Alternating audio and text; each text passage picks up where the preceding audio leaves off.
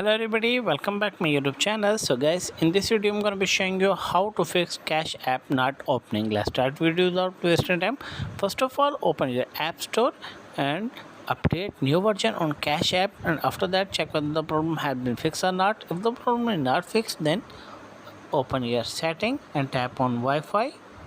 From here you make sure that connect strong Wi-Fi connection and turn off Wi-Fi toggle, and after a few minutes you have again turn on, and after that go back and open your apps and tap on apps management. From here you set for this Cash App